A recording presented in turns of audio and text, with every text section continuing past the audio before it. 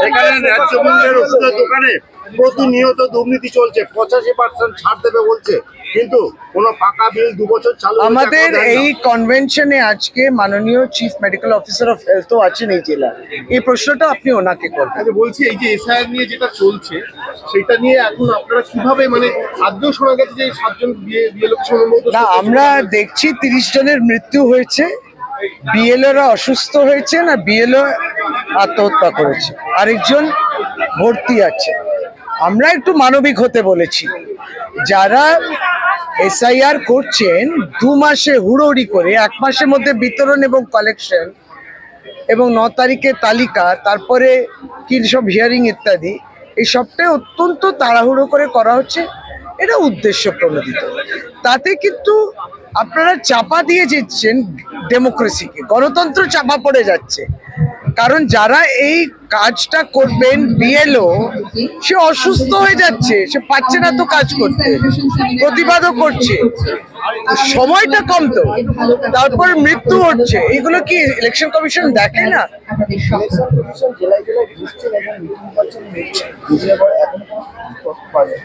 না না, কথা এটাই তো হচ্ছে, সবটাই অপটিক্স। আমরা কারোর বিরুদ্ধে কিছু বলতে চাই না, কিন্তু বেঙ্গলকে আর কতদিন সকলেই মিলে একটা কালিমালিপ্ত করে এমন একটা জায়গা বাংলার জন্য তৈরি করা যে হ্যাঁ, এখানে যেন কিছু ঠিক হয় না। উপরন্তু আপনি দেখবেন আমরা প্রতিবাদ করছি, কিন্তু আমরাই হেল্প ডেস্কও খুলেছি, কারণ মানুষ হেনস্থার মুখে আমরা দেখতে পাচ্ছি না বলে তাদের সাহায্য আমরা করছি। হ্যাঁ, তো কাজটা তো প্রশংসা তারা করুক।